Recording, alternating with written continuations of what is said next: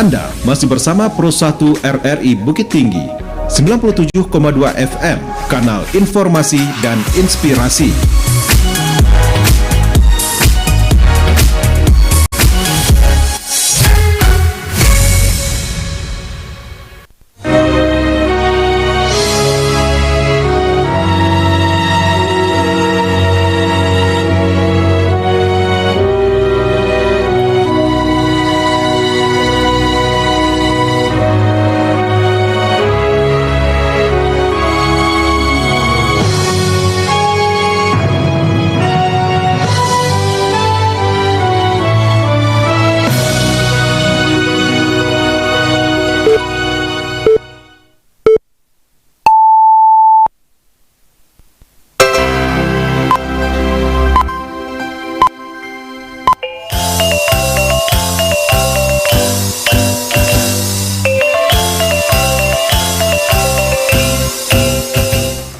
Selamat siang Nusana Pandanga. Untuk mengawali perjumpaan kita siang hari dalam Warta Berita Minang, kami sampaikan sari berita utama.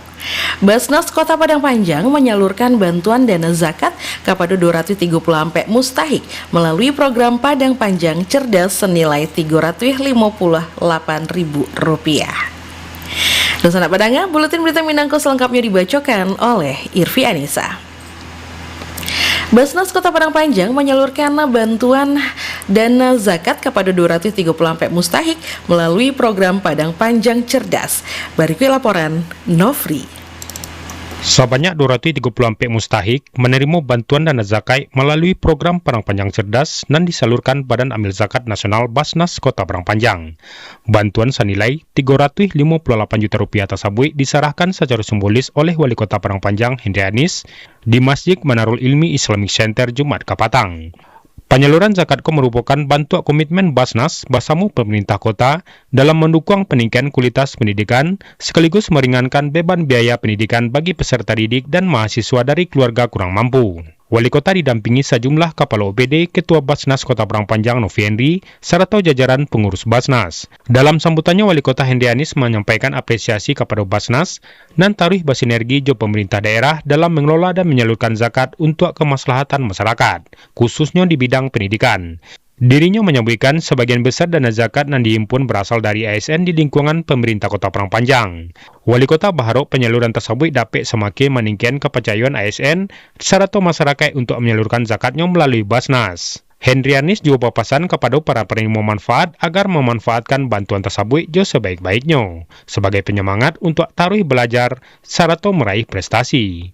Wali Kota juga meminta anak-anak penerima bantuan agar taruh belajar sungguh-sungguh sehingga dapat meraih cita-cita dan membanggakan keluarga serta daerah. Selain itu, Hendrianis juga menyampaikan terima kasih kepada seluruh muzaki dan Allah mempercayakan zakatnya kepada Basnas Padang Panjang. Semoga setiap bantuan yang disalurkan menjadi keberkahan bagi yang memberi dan menerima. Semoga Padang Panjang semakin peduli. Semoga Padang Panjang semakin makmur. Semoga Allah SWT senantiasa melindungi dan memberkati kota yang kita cintai.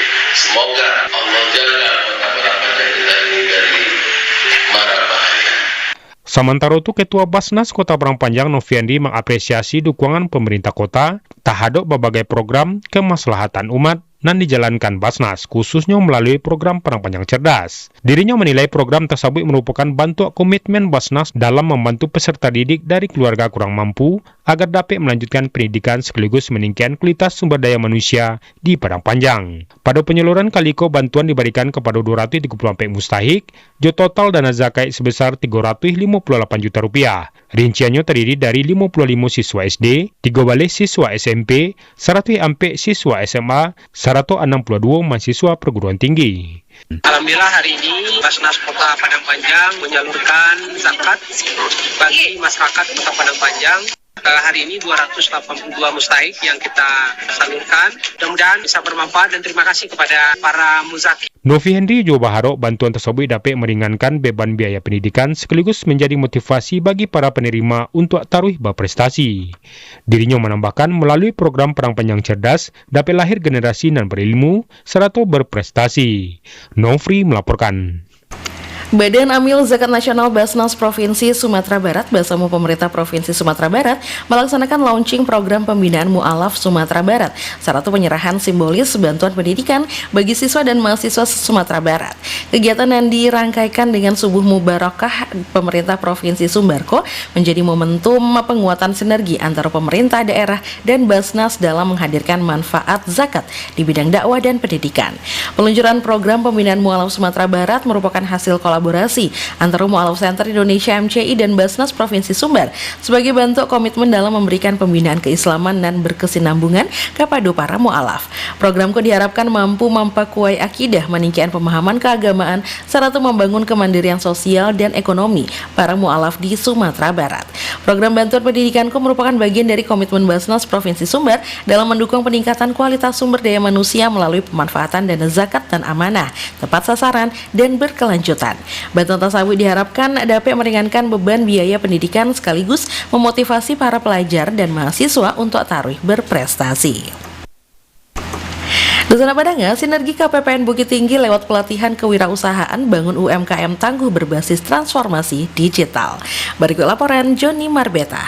Istilahnya sebagai rumah bagi UMKM. Sinergi pemberdayaan usaha mikro, kecil, dan menengah UMKM taruh dipakui sebagai strategi menghadapi persaingan usaha di era digital. Dalam kaitan itu, menggelar pelatihan kewirausahaan bertajuk Sinergi Pemberdayaan UMKM sebagai Sinergi Cerdas Mengembangkan Usaha di Era Digital dilakukan KPPN Bukit Tinggi 7 Agustus 2026 bertampil di Aula Ngaresiano KPPN Bukit Tinggi di Belakang Balok, melibatkan Kanwil Direktorat Jenderal Perbendaraan DCPB Sumatera Barat bersama berbagai mitra, di antaranya Plut KUKM, Dinas Koperasi dan UKM Provinsi Sumatera Barat, Rumah BUMN Bank BRI, KPP Pratama Bukit Tinggi, BPJS Ketenagakerjaan, Persatuan Fotografi Indonesia, Persatuan Homestay Sumbar, Sarato Forum UMKM Madani Bersatu Sumbar. Kepala KPPN Bukit Tinggi, Tisari Yona Gimila mengatakan UMKM merupakan penggerak utama perekonomian daerah nan ado kiniko di Ranah Minang. Menurutnya, selain menjalankan fungsi pengelolaan keuangan negara, KPPN juga berkomitmen meningkatkan kapasitas pelaku usaha melalui berbagai program pembinaan nan ado kiniko. Dirinya menekankan pentingnya legalitas usaha mulai dari nomor induk berusaha NIB, sertifikat produk industri rumah tangga PRT, sertifikat halal hingga pengelolaan pembukuan dan pelaporan pajak nan rancak. Langkah itu dinilai akan meningkatkan daya saing produk UMKM sehingga mampu menembus pasar nasional bahkan internasional. Ya, pembinaan UMKM ini merupakan kegiatan yang diamanahkan oleh Kementerian Keuangan, khususnya Ditjen Perbendaraan. Tugas kami sebagai pembina dari keuangan daerah. Jadi salah satunya adalah untuk menggiatkan UMKM, bagaimana bersama-sama menggerakkan ekonomi sehingga terdapat peningkatan terhadap pendapatan asli daerah dari APBD. Jadi kami memfasilitasi adanya kegiatan-kegiatan yang terkait dengan UMKM, istilahnya sebagai rumah bagi UMKM, memberikan semacam pelatihan-pelatihan. Ya, jadi kita kerjasamakan pelatihan tersebut, apakah itu dengan Dinas Koperasi Provinsi, lalu dengan BPJS Ketenagakerjaan, dengan Balai POM juga, dengan inklusi keuangan juga dengan perbankan. Itu kita usahakan agar penggerak UMKM di daerah juga memiliki kemampuan teknis yang lebih sehingga produk-produk UMKM di sekitaran Bukit Tinggi dan wilayah Sumatera Barat juga bisa lebih meningkat dan bersaing di tingkat nasional, bahkan kalau bisa mendatangkan devisa. UMKM naik kelas menjadi penyumbang devisa negara. Sementara itu, Kepala Bagian Umum Kanwil DCPB Sumatera Barat sekaligus pembina Forum UMKM Madani Bersatu Sumbar, Khairil Indra SMM menyampaikan bahwa pengembangan UMKM harus didukung akurasi data dan akurat agar kebijakan pemerintah lebih tepat sasaran. Ketika kami bicara nanti atau publikasi, kita pakai data, kita nggak ngomong, ya, nggak berteori-teori. Kalau teori yang binaan UMKM Sumbar Madani Bersatu itu naik kelas, betul-betul naik kelas selalu. Bahkan kami mengarahkan sampai ekspor. Itu bisa bekerja sama dengan yang disampaikan Bu Yona tadi dengan Special Mission Vehicle namanya TSMP. Ada BLU di bawah Kementerian Keuangan, ada juga BUMN di bawah Kementerian Keuangan. Dari informasi didapatkan bahwa pada tahun 2026 platform kredit usaha rakyat KUR di Sumatera Barat mencapai sekitar 7,966 triliun rupiah. Hingga kini realisasi penyaluran nan alah mencapai sekitar 5,8 triliun rupiah dengan Bank BRI menjadi penyalur terkadang kepada sekitar 3.000 debitur nan di Sumbar termasuk Kota Padang dan Kabupaten Pasir Selatan pihak debitur nan lebih banyak. Dalam kesempatan itu, Kanwil DJPB Sumatera Barat juga menyerahkan piagam penghargaan media terbaik kepada jurnalis RRI Bukit Tinggi Joni Marbeta sebagai apresiasi atas dukungan publikasi kegiatan KPPN Bukit Tinggi dan Kanwil DJPB Sumatera Barat secara umum, dan melalui kolaborasi lintas instansi diharapkan UMKM di Sumatera Barat semakin siap menghadapi tantangan era digital, memiliki tata kelola usaha dan lebih rancak serta mampu memperluas akses pasar hingga tingkat nasional maupun global internasional. Joni Marbeta mengemban untuk berita Raminang pada siang hari ko. Pemerintah Kabupaten Pasaman Barat menjamin keamanan dan kerahasiaan data rekam medis kesehatan pasien melalui standar enkripsi, autentikasi ganda dan kontrol akses berbasis peran aplikasi Satu Sehat sebagai sistem rekam medis nasional. Kepala Dinas Kesehatan Pasaman Barat Ginalis yang mengatakan pihaknya telah menerapkan aplikasi Satu Sehat dari Rumah Sakit Umum Daerah RSUD sampai ke Puskesmas. Kerahasiaan data medis dapat terjaga. Ginalis yang menjalekan jaminan keamanan melalui enkripsi data berupa melindungi data ketika dikirim maupun disimpan agar indak dapat dibaca pihak yang indak berwenang. Dusana Padanga, pemerintah Kabupaten 50 Kota mendorong pembentukan ekosistem kuliner halal, aman, dan sehat sebagai daya tarik utama sektor pariwisata daerah. Berikut laporan Irsyad. Percepatan sertifikasi halal bagi para pelaku usaha tarih dipacu sebagai langkah strategis memperkuat ekosistem ekonomi daerah daya sayang produk UMKM di Kabupaten 50 Kota. Wakil Bupati 50 Kota Ahlul Badri Torisha menggarisbawahi pentingnya jaminan produk halal untuk mengagian kepastian juga kenyamanan bagi para wisatawan dan berkunjung. Pernyataan itu disampaikan usai menghadiri rapat koordinasi Kepala Daerah se-Sumatera Barat bersama BPJPH RI di Istana Gubernur Sumatera Barat. Ahlul Badri Torisha menyambut positif kolaborasi antara pemerintah provinsi dan Badan Nasional dalam mempercapai penerbitan sertifikat halal bagi para pelaku usaha lokal. Dirinya menjelaskan bahwa keberadaan status legalitas halal pada produk lokal diharapkan akan berdampak langsung terhadap peningkatan omset serta kepercayaan konsumen. Penguatan sertifikasi itu juga diproyeksikan mampu menciptakan daya tarik pariwisata baru melalui sajian kuliner yang memenuhi standar halal, aman, dan sehat. Menjelang pemberlakuan program wajib halal Oktober, pemerintah Kabupaten 50 Kota mengimbau seluruh pelaku UMKM dan alun memiliki izin untuk segera mendaftar. Kita dari 50 Kota sangat menyambut hal ini secara positif karena kita sadar ekosistem halal ini nanti akan memperkuat UMKM kita sehingga masyarakat yang berkunjung ke 50 Kota pun merasa aman karena nanti ada khas ini adalah kuliner halal, aman, dan sehat. Dan kita mengajak masyarakat semuanya yang belum mengurus halalnya silakan diurus sertifikasi halalnya untuk menyambut program wajib halal Oktober. Terima kasih. Assalamualaikum warahmatullahi wabarakatuh. Pemerintah Kabupaten 50 Kota berkomitmen bagian pendampingan penuh bagi para pengusaha kecil agar seluruh proses sertifikasi halal dapat berjalan secara cepat dan lancar. Irsyad melaporkan. Dinas Sosial Kabupaten Agam menyatakan persediaan logistik untuk membantu warga terkena bencana melanda daerah itu aman sampai akhir 2026.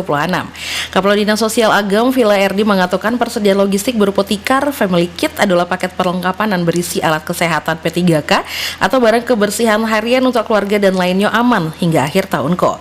Villa RD menambahkan kini ko ada 20 paket logistik bantuan dari Kementerian Sosial Republik Indonesia dan 20 paket dari Anggaran Pendapatan Belanja Daerah APBD Agam 2026. Logistik tersabui untuk bantuan kedaruratan bencana berskala kecil seperti angin puting beliung, kebakaran, tanah longsor, dan lainnya. Dusana Padanga, Badan Meteorologi, Klimatologi, dan Geofisika Stasiun Meteorologi Minangkabau merilis perkiraan cuaca untuk wilayah Sumatera Barat pada tanggal 8 Agustus. Berikut laporan Nur Afdi Susilawati. Badan Meteorologi, Klimatologi, Geofisika Stasiun Meteorologi Minangkabau merilis perkiraan cuaca untuk wilayah Sumatera Barat pada tanggal 8 hingga 9 Agustus. Secara umumnya, kondisi cuaca pada akhir pekan diperkirakan cerah berawan sejak pagi hingga siang hari. Peluang hujan berintensitas ringan hingga sedang pada petang harinya. Khusus Sabtu 8 Agustus, potensi hujan intensitas sedang hingga lebat diperkirakan melanda sejumlah wilayah pesisir. Perkiraan BMKG Stasiun Meteorologi Minangkabau, Raffi, mempelajari rincian wilayah nan berpotensi mengalami peningkatan curah hujan serta imbauan untuk masyarakat. Untuk akhir pekan nanti cuaca umumnya cerah berawan pagi hingga siang dan peluang hujan ringan hingga sedang di sore hari. Pada tanggal 8 seluruh wilayah Sumatera Barat juga masih berpotensi hujan ringan Namun terdapat peningkatan potensi curah hujan dengan intensitas sedang hingga lebat di wilayah Kepulauan Mentawai dan pesisir selatan. Masyarakat dihimbau untuk selalu waspada terhadap perubahan cuaca yang terjadi sewaktu-waktu, kemudian dapat melakukan pembaruan informasi cuaca secara mandiri di aplikasi Info BMKG atau melalui media sosial kami di @bmkg Minangkabau. Meskipun wilayah Sumatera Barat kini berada dalam periode musim kemarau akibat pengaruh fenomena El Nino serta fase positif Samudra Hindia, lintasan gelombang atmosfer di perairan barat Sumatera masih memicu pembentukan awan hujan secara lokal. Karena itu, masyarakat diimbau untuk selalu mengantisipasi perubahan cuaca dan dapat terjadi sewaktu-waktu pada saat beraktivitas akhir pekan. Nur Afni Susilawati melaporkan. Program revitalisasi Gor Haji Agus Salim Tarui dikebut pemerintah Provinsi Sumatera Barat. Berikut laporan Alwan Ahmad Fauzan. Proses revitalisasi Stadion Gor Haji Agus Salim, Kota Padang, secara resmi alah dimulai pemerintah Provinsi Sumatera Barat. Berdasarkan pantauan RRI di lapangan, sejumlah alat barek jenis eskavator alah dikerahkan ke lokasi untuk merobohkan area tribun stadion sebagai tahap awal pengerjaan. Material beton dari sisa bangunan dikumpulan secara bertahap untuk dibarasihan dari area proyek. Kepala Dinas Pemuda dan Olahraga Dispora Provinsi Sumatera Barat Mahdia Nur Musa menyampaikan bahwa pembongkaran fisik itu dapat dilaksanakan setelah seluruh rangkaian lelang penghapusan aset barang milik daerah BMD rampung dikerjakan oleh pemerintah Provinsi Sumatera Barat. Sabalon alat-alat barek maratokan bangunan, Mahdia Nur Musa menerangkan pemerintah Provinsi Sumatera Barat berkoordinasi dengan instansi terkait untuk melakukan sterilisasi penuh menutup total akses ke area GOR sejak Rabu 7 Juni 2026 demi menjamin keselamatan publik selama proyek berlangsung. Inilah pihak KPKNL sudah mengumumkan kemarin berkaitan dengan pemenang untuk lelang untuk peruntuhan. Jadi setelah melakukan lelang peruntuhan tentu kami Dispora selalu pengguna aset yang ada, aset berkoordinasi dengan pihak pemenang untuk melakukan proses pengerjaan untuk peruntuhan. Alhamdulillah setelah mereka melakukan kewajibannya untuk melakukan beberapa hal administrasi baik dengan KPKNL maupun dengan pemerintah provinsi, kita sudah melaksanakan pengerjaan pembongkaran diawali di Senin kemarin. Kemarin sudah dilakukan dan sekarang sedang berproses pengerjaan tersebut dan insya Allah sesuai target biar proses selanjutnya juga akan bisa dilakukan. Sebagaimana diketahui, revitalisasi Gor Haji Agus Salim Kota Padang didanai oleh Kementerian Pusat melalui APBN Kementerian Pekerjaan Umum Kemenpu dan estimasi biaya mencapai kurang lebih hampir ratusan miliar rupiah. Stadion baru nantinya dirancang memiliki kapasitas hingga 15.000 penonton, serta memenuhi regulasi standar kelayakan Konfederasi Sepak Bola Asia AFC. Sedangkan luas lahan fokus utama rekonstruksi itu akan memakan area sekitar 4 hektar dari total 7,6 hektar kawasan GOR. Sisa lahan lainnya direncanakan untuk penataan fasilitas penunjang modern, mulai dari gedung parkir terpadu, pujasera bagi pelaku UMKM, hingga sekretariat cabang olahraga KONI Sumatera Barat. Sementara proses pembarasihan perataan lahan stadion lama itu ditargetkan rampung sepenuhnya pada akhir Agustus 2026.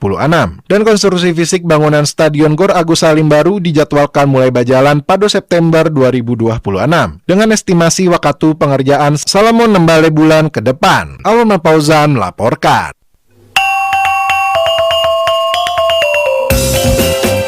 Selamat datang sekian berita daerah Babasuh Minang untuk siang hari edisi Sabtu 8 Agustus 2026. Berita daerah selanjutnya dapat didengarkan besok pagi di pukul 6 waktu Indonesia Barat. Selamat siang dan terima kasih.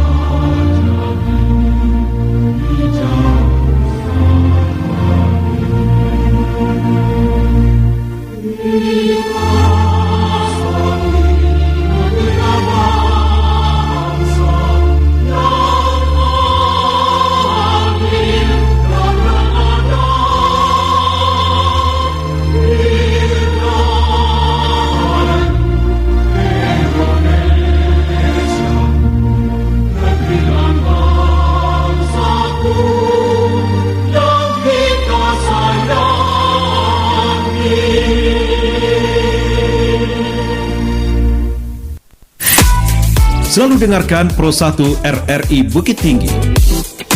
Kanal informasi dan inspirasi.